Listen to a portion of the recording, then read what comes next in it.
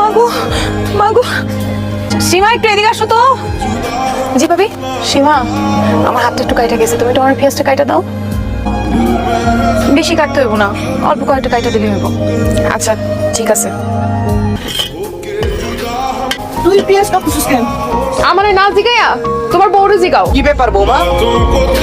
মা, আমি একটু সীমারে বলছি পেঁয়াজটা কাটতে, এবার পেঁয়াজ কাটতে গিয়ে হাত কেটে গেছে তো এই জন্য বলছি কয়েকটা পেঁয়াজ কেটে দে, আর আমি রান্নাটা বসাই দিচ্ছি। রান্নাটা তাড়াতাড়ি হয়ে যাবো আম্মা। কেন, তুমি কি পেঁয়াজ কাটতে জানো না? তুমি কোনোদিন পেঁয়াজ কাটো নাই? তোমার কেউ শিখায় নাই? তুমি পেঁয়াজ কাটতে গিয়া হাত কেটে ফেলাইছো, নাকি ইচ্ছা করে হাতটা কাটছো? আম্মা এগুলা কি বলতেছেন? আমি আমার নিজের হাত ইচ্ছা করে কেন কাটবো? এই জন্য কাটবা যাতে তোমার কোনো কাম করতে না হয়। সব কাম আমি আর আমার মাইয়া মিলে করি, এই তো। শোনো বোমা, আমার এই মাইয়ের আমি কিন্তু রাজকন্যার মতো পালতেছি।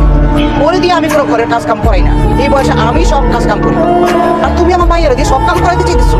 করে দিয়া তুমি আর কোনোদিন কোনো কাম করাইবে না, খবর দিবা?